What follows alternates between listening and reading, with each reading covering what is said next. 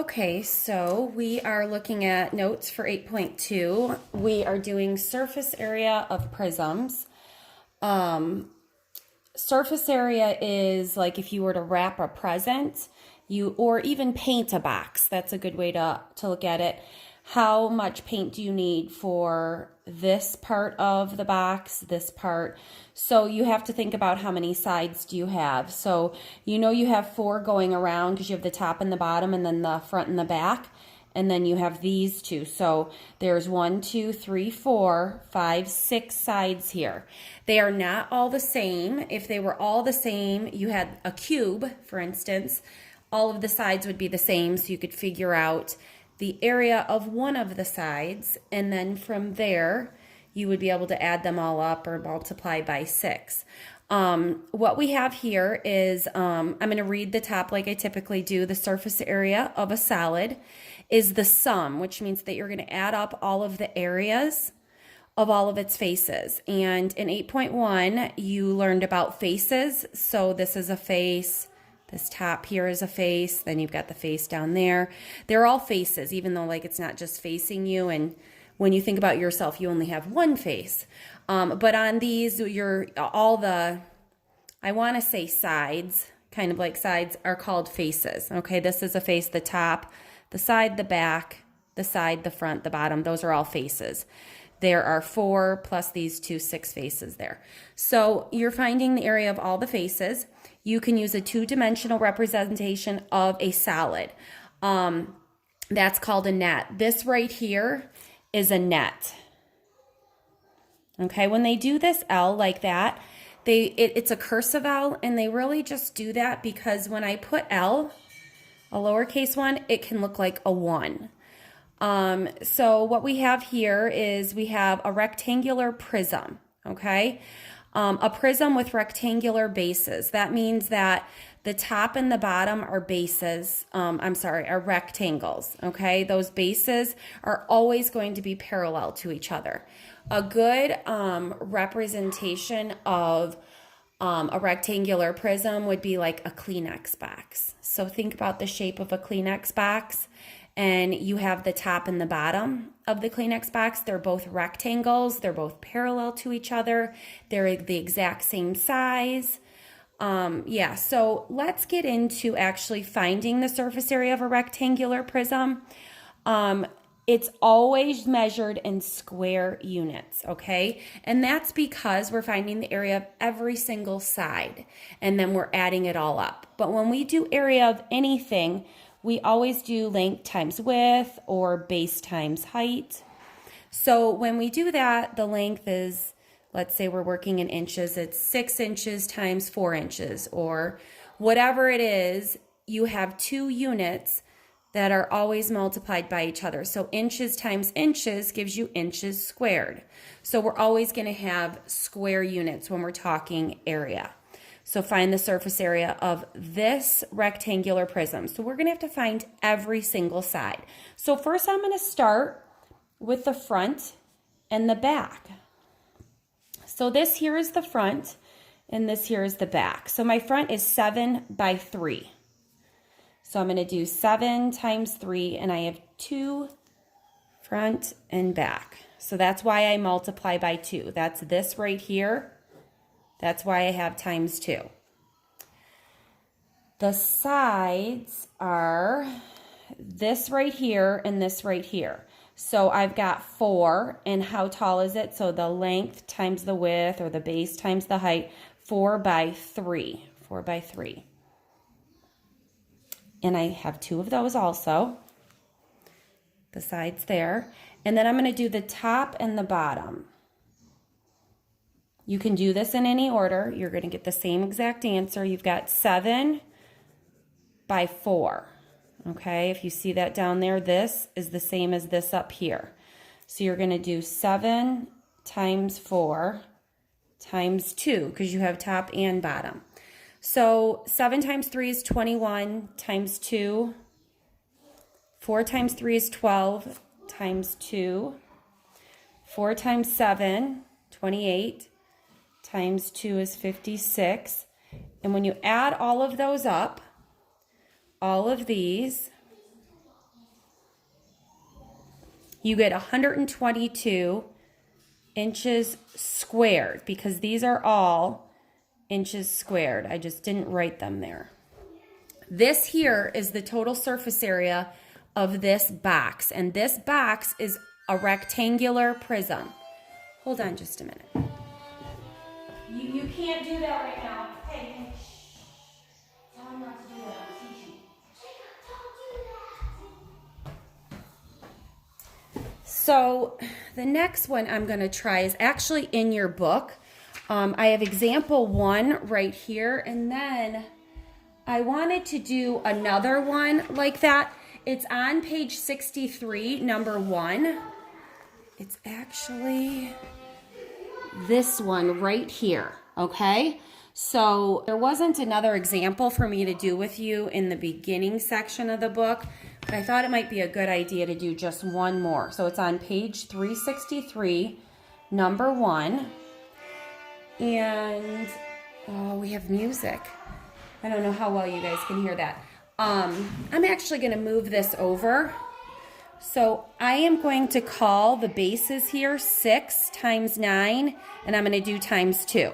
Okay, so you see that. And then this is going to be 6 times 5 times 2 of them, because I have the sides there. And then I didn't do, what was it, the front and the back? The 9 by 5, right, this front and back. So I'm going to do 45 and 45. So I'm going to write all of that down, okay? So I have the bases, which are 6 times 9, and I have 2 of them. I have the sides, which are 6 times 5, and I have 2 of them. I have the front and back. If you notice here, I called it bases, top and bottom here. It really is the same. So front and back is 9 times 5, and it's times 2. So I've got 9 times 6, 54 times 2. I get 30. 6 times 5 is 30, times 2 is 60. 9 times 5 is 45, times 2 I get 90. And I add all of these up, and I get 168 plus 90 is 258. And we've got meters squared. So that is how you find the surface area of rectangular prisms. So far we have about 7 minutes on here. Okay, I'm going to flip to the back. This right here is triangular prisms. So the difference of this is that these bases are triangles, and this is what is a little harder for me to show you, because typically I show you an actual figure. But when we're talking about prisms versus pyramids, prisms are going to have bases that are the same. So you have the top and bottom. Let's think of a cube, or what we just talked about, the rectangular prism here. Hold on. Chloe, you gotta go downstairs or somewhere else, because I am teaching. I'm recording something. Don't play with him anymore. Put something on TV for him, please.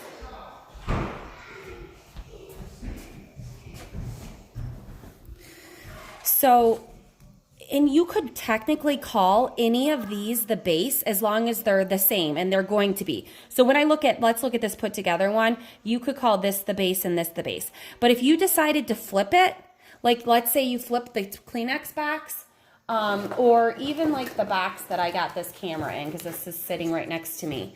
This is going to be a little too big to fit in here, but I could call this the base and the bottom. So those are my bases, okay? Technically, I could put it up and down, and I can call this the base, and what's parallel to it, or right, across from it on the bottom. So the top and the bottom are the bases when I put it like this. And I don't think it'll fit, barely, like this, but this would be my top and bottom. It's hard to kind of see what I'm doing, but it's the same thing when you're talking triangular prism. Except that, I guess it's not really the same thing. You really only have 2 triangles, so you absolutely know where the bases are when you have a triangular prism. So obviously these are your bases. They're exactly the same. The other parts here are rectangles, and they are not necessarily the same, okay? These are going to be exactly the same though. So it says find the surface area of the triangular prism. So I am going to find each side, the area, and I'm just going to add it all up. It really has to do with organization. The one part you also have to remember is that the area of a triangle is 1/2 base times height. 1/2 base times height. They have that right here. The area of a triangle. B meaning base, the bottom, and then the height. Remember, we're not talking slanted. We talked about that at school in chapter 4. Not the slanted side. The height is from top to bottom, the straight line, how tall it is. So find the surface area of the triangular prism. It's going to be 1/2 base times height, and we have 2 of them. And that's really the interesting part, because most of you guys will jump to the conclusion that this 1/2 and this 2 will kind of just cancel out. So technically you'll just be doing base times height, and you have 2 of them already. So you kind of have the other 1/2 of this triangle, which makes the rectangle, which is really just base times height. So if you got that, if not, 1/2 base times height, and you have 2 triangles there. So 1/2, the base is 12, and the height of this is right there, and it's 5. And again, you have 2 of them, a triangle here and a triangle here. And I know when we're looking for bases, we're typically looking for them to be like, you know, the bottom, you know, sitting, this part here should be sitting and then stacked up. But really what you're looking for are the sides that are parallel from each other, that are exactly the same shape.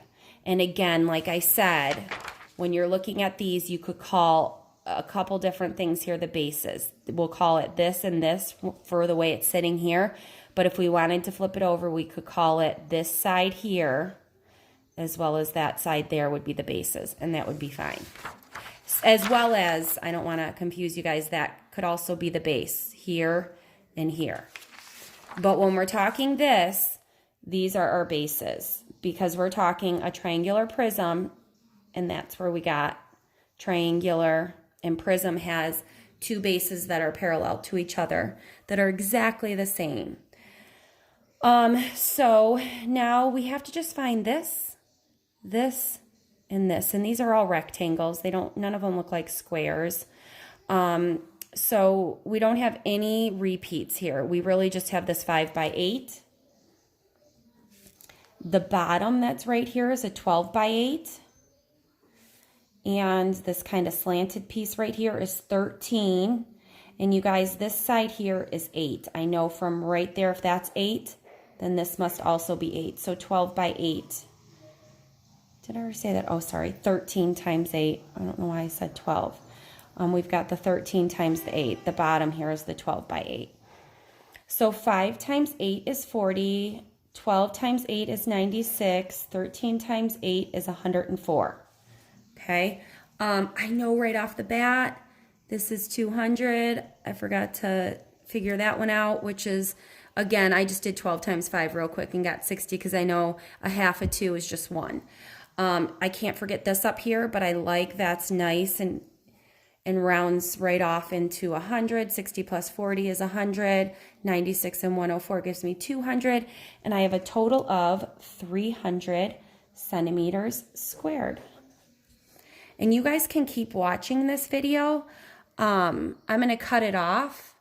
I feel like maybe I should do 4. Typically, I do 1 more example. I guess maybe I will. And you guys can stop watching me if you feel like it's good enough. But how about we do this one? This is the typical one I do. I do 1/2 base times height for this triangle and multiply it by 2, because I have 1 on that side also. I do not need that 5 when I'm doing the triangle. That's the slanted side. I need the base and I need the height. So I need 1/2 base times height and then times 2 of them, okay? Then I need 4x5, which is this right here. Then I need 4x4, the bottom there. Then I need the back, or whatever you want to call that over there, which is 3x4.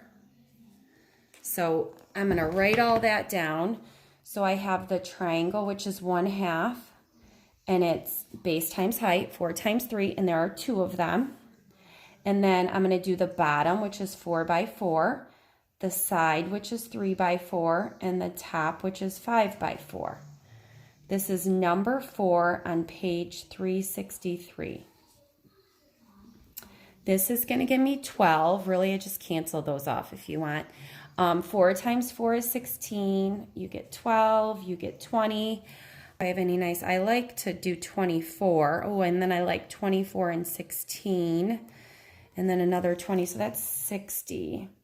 Don't forget yards squared, okay? Because area, this is surface area, so we find the area of every single figure in that figure or in that shape, and then we add it all up, and we always get yards squared. Length times width, base times height is what we're doing. Here we've got 1/2 base times height, but this is the only thing that has the units on it, the 4 and the 3 in that one.